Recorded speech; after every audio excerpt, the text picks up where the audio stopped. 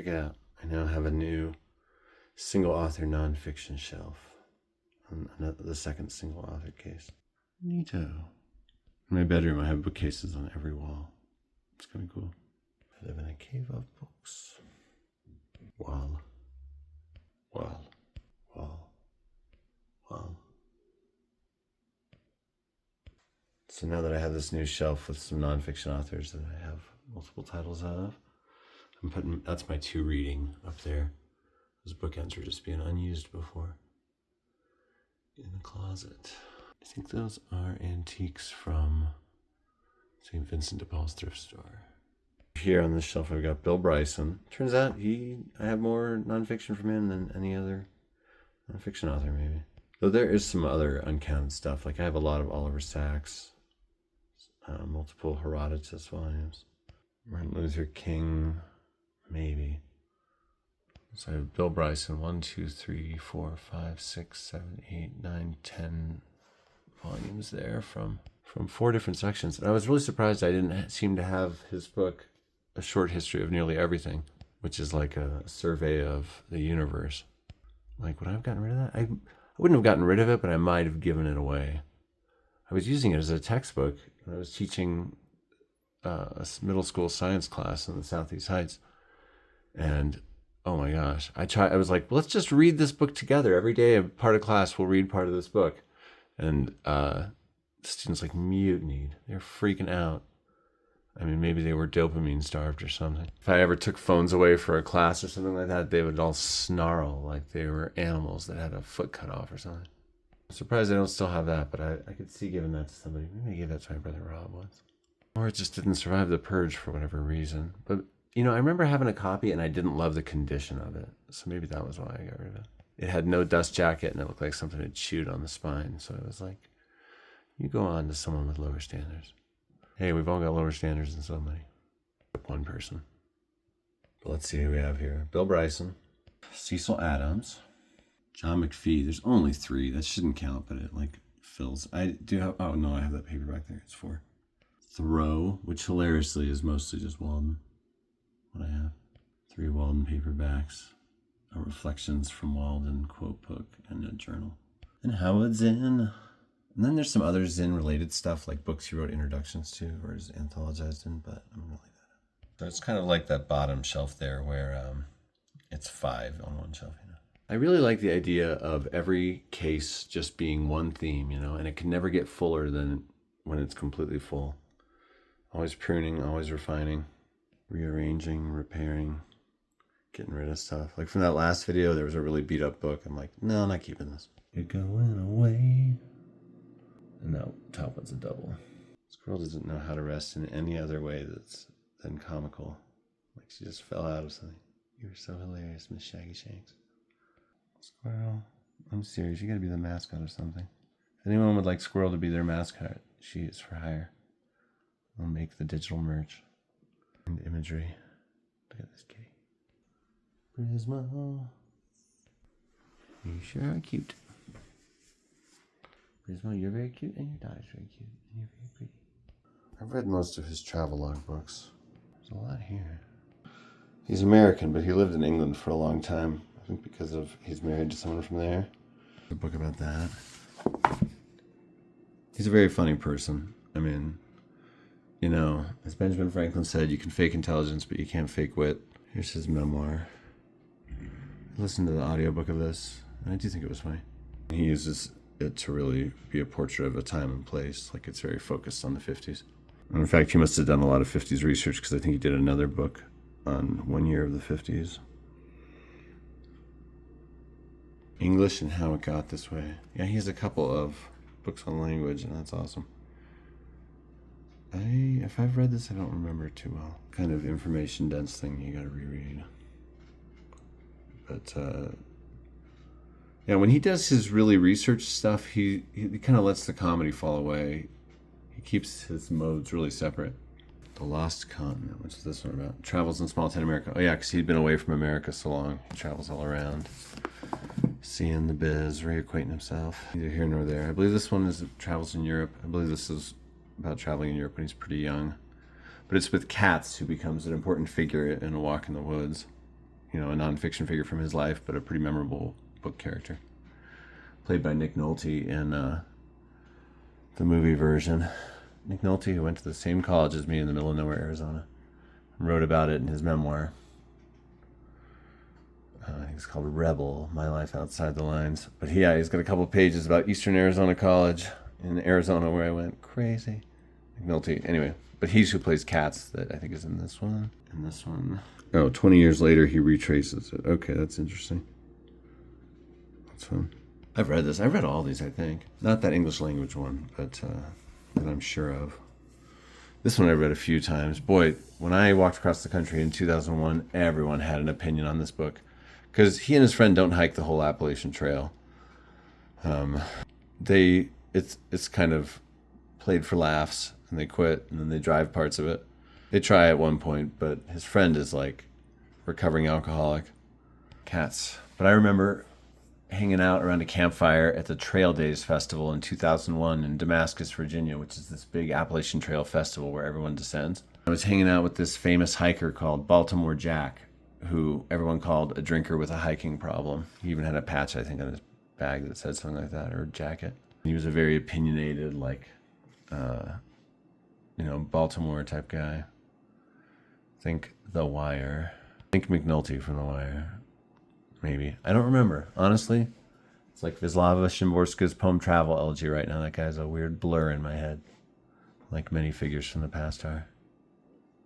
The famous dancer, only a hand, a foot, a line, something like that. A bridge and a half in Bridgie Leningrad. Anyway, Baltimore Jack sure had an opinion about this book. He was all, Bill Bryson didn't hike the Appalachian Trail. He just hiked a tiny part of it. Because this book ends with the line, "We hiked the Appalachian Trail." I remember Baltimore Jack yelling over the fire, like, "Part of it!" I think there was some resentment, because in the hiking community, everyone has their little books from small publishers and so on, and their adapted journals, and their kind of big fish in a small pond fame. Like, whoa, you hiked so many thousand miles, or in this much time, or had these experiences, and you're legendary for this or that. It's kind of wild. There's hiking celebrities. There's a guy, there's the family from the north, this family that kept hiking it both ways. This guy's name that was always just screaming at people. He had been a homeless person that just was directed onto the trail by some police in whatever town he was from. And he carried just a paint can with all his stuff in it. And then hikers got together and got him a backpack. And he became one of the most prolific hikers who just hiked it back and forth, back and forth. Finish the trail, 2,000 miles, turn around, go back the other way. There was a guy named Tyvek, and everything he had was made out of Tyvek, that plastic tarp sheeting, his shoes and everything, and he was hoping to get a sponsorship deal to pay for him, because it's going to cost you at least $1 a mile to do the 2,100-mile Appalachian Trail.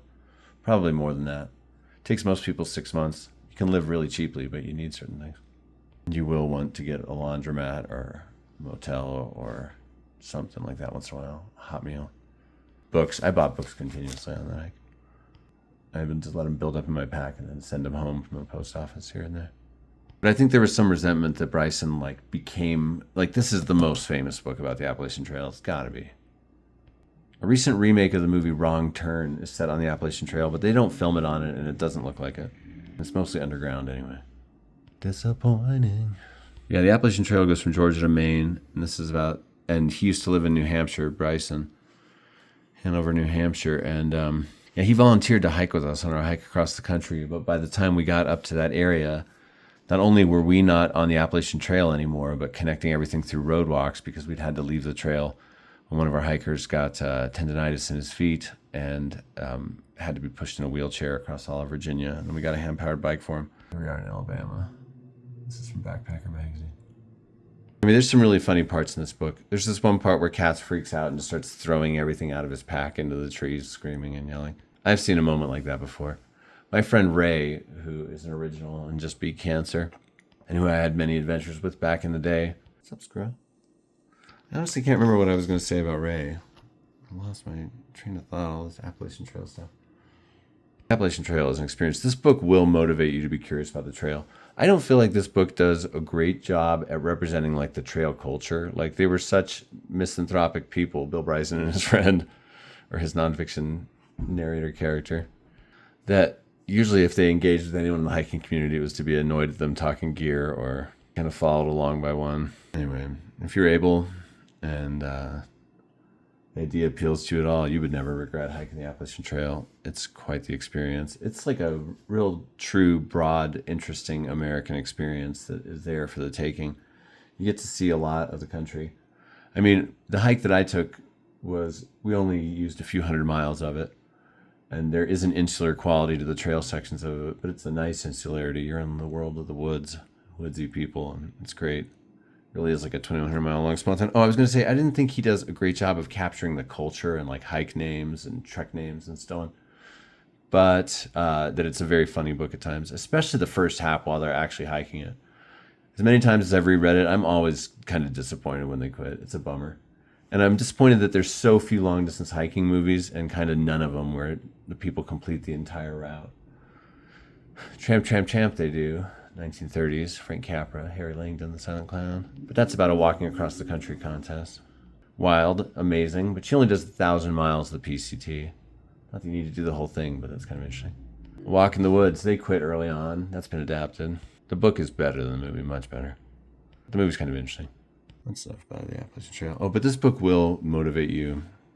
The reason we did our walk across the country was my younger sibling had heard about the Appalachian Trail from somebody, started looking into it, found this book, then found Nimble Will Nomad's book, 10 Million Steps. It's really just his journals typed up, but it's pretty interesting, and it's a complete account of that East Coast, Eastern Continental Trail hike, which includes all of the Appalachian Trail, the Florida Trail, the Appalachian Trail, and the International Appalachian Trail, along with some road walks down in Alabama and Georgia and smaller trails. This is a copy he gave to my parents while they came out and visited Neal's Gap. Not too far from Harper's Ferry, where John Brown led his brave uprising to free the slaves. Failed, but a beautiful act. I don't know if it was that close, but I always associate Neal's Gap with Harper's Ferry. I think we were talking about those places around the same time. I think Harper's Ferry was just, farther north in Virginia. Anyway, so my sibling was like, we shouldn't just hike the Appalachian Trail. This is my now younger sister, who used to be my younger brother. Now Jess, then Jeff. And Jeff was like, we shouldn't just do the Appalachian Trail. We should do the whole East Coast. Look at this cool super trail. It puts all these things together. So that was our plan, but because of the whole wheelchair and having to leave the roads and so on, we ended up just putting together our own experience. It was wild. Really kind of life-defining. My friend Kim was there. This is us going to Chris McCandless's bus in Alaska. This book is inspiring, though, and it makes you realize, well, there's this cool adventure to be had, this like developed century-old trail. It's just is tree shaded pretty much the whole way, and you see all these beautiful things. Yeah, we'd see bears on the Appalachian Trail. We really got to know the hikers. We had fun with the log books and interacting with our fellow hikers and just having a good time. Lots of jolly campfire scenes and, stories and jokes. One time a hiker told us a story. He's all, what's really funny? We're all, what? He's all, just buy some cigarettes and a lighter and leave them on a picnic table by an elementary school and you just watch and see if the kids smoke them or not. I'm like, that is so messed up. I can't believe you're telling us this story. So just kidding. I would never do that. Uh-huh. Can't believe what word you say anymore now, sir. That guy would also tell stories like that were so extreme in their setups. He'd be like before he could tell the funny anecdote about him and his friends, he had to first establish that he and his friends were like robbing an apartment building and carrying a TV down the stairs. There's just not enough funny books. And if I were to do like a top 100 list of like funny books that I'm glad exist, yeah, this would definitely 100% be on there. Probably on the top 50. That'd be a hard list to make. I probably don't own most of those books. I mean, what would you even put on there? Like, if you count graphic novels, there's probably a lot of funny graphic things. Calvin and Hobbes, you kind of have to put that on there. The complete Calvin and Hobbes, I'd make that one of them. There's just so much dated stuff to look at. I used to love The Onion so much, but I really got no joy out of those books when I was looking at them the last time. Just like, quaint old 90s humor, most of it. Things I've read a million times. This is Bryson's book about Australia. I think it was pretty good, and it draws really good scholarly parallels between the story of Australia and the story of America. Yeah. This was an interesting book. I've always wanted to go to Australia.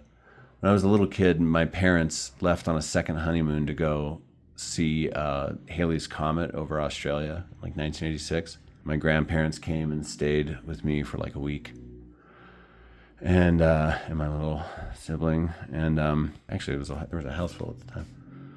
We saw Halley's Comet too from out front from a telescope on this island out in the open-ended cul-de-sac we lived on.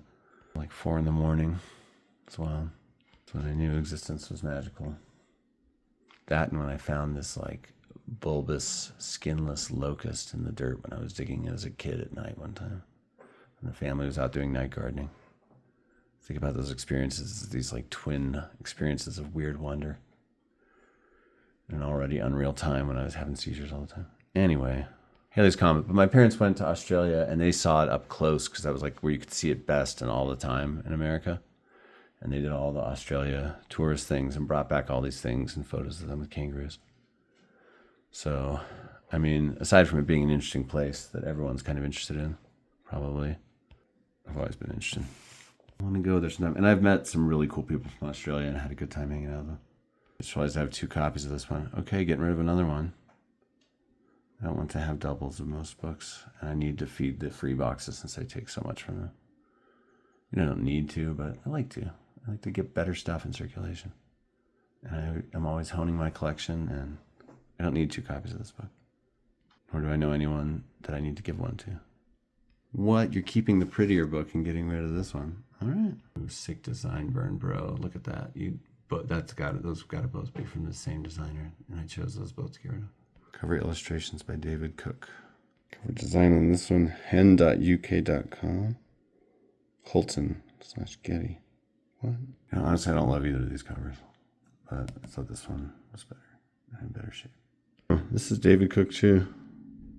Okay. None of these covers move me. They're all kind of mid, honestly, to tell you the truth. And design, on a design level, kind of cluttery and stuff. They're okay. They look fine, I guess. That's kind of iconic now. This is a good one. Solid. Simple. This book, though, this is beautiful. I almost kept this in the Shakespeare section, but I'm going to keep it in the Bill Bryson section. Even though if I go to read one biography of Shakespeare, it's probably going to be this one. It's just the Shakespeare shelf is getting really full. I'm already starting to acquire more Shakespeare books that can fit in here. And I got rid of one that was 2 in 1 volume because I'm trying to get a paperback of every play. And I'm like, I don't want 2 in 1 volume. You're ruining my theme. Goodbye, Titus Andronicus and Timon of Athens. Goodbye. This was recently in another section, but got moved over here because I took the Bryson out. How exciting. But I've read probably 10 biographies of Shakespeare, and I think this is my favorite. It's great. Bill Bryson wrote a beautiful, awesome, scholastic work. As with all his nonfiction, I'm always like, make some jokes, dude. Come on. Allow yourself. But I think he wants to get taken seriously as a scholar. I respect that. I used to own this, and just as a regular book, and I liked it so much that I got the illustrated version. When my dad was first starting to get dementia, before his dementia started to show, he would come over and just grab books that he wanted to borrow. And he'd leave my house with like 50, 60 books in his arms. I'm like, what the heck? Someone just came in here and raided my book collection. I didn't realize that he was a few months off from diagnosis. But I remember for a while I was upset because he took this book. And I was like, never going to see that again. Sadly, I would. After his diagnosis and the sale of his apartment and the return to me of many books. Hey, Mike, do you have any stories that are kind of funny but mostly sad? Will totally kill the vibe of talking about Shakespeare. You gotta love a book that has original scans and like you can look at cool original stuff that supports what's being talked about. And it's a good cogent distillation. Oh, and this book has a chapter called Was Shakespeare Shakespeare? Something like that is really shuts that whole controversy down. People should just stop bothering. If they don't read that, then I don't want to hear their opinion. You need to get some basic facts in front of you. Shakespeare was Shakespeare. He wrote his own stuff. Half of the things that say he didn't are classist. No, I don't doubt that his plays were annotated and added to by the many centuries of people that have performed them over the years. But and that happened even back in the day. Most of them only circulated in really cheap little paper copies around marketplaces and so on, and were mostly read by actors, I think is what I heard during his life. I bet there's scans in this book. I know there are. They were all collected at the end of his life by his friends and colleagues who loved him and they wanted them to last and be preserved into the first folio, that famous first collection of his stuff. They were collected by real people that loved what he had written and knew him and had performed these things with him. Give me a break, people. How could the poor son of a glove maker with only a 6th grade education have written all that great stuff? It must have been Edward de Vere. It must have been Mary, Queen of Scots herself. It must have been Francis Bacon writing it on top of all the other stuff that he wrote. Because that's just easy to do 2 writing careers in one lifetime. And one of those is William Shakespeare's, one of the most famous literary outputs of all time. Here's that chapter. Bacon is Shakespeare. The philosophy of the plays of Shakespeare unfolded. Shakespeare identified the murder of the man who was Shakespeare.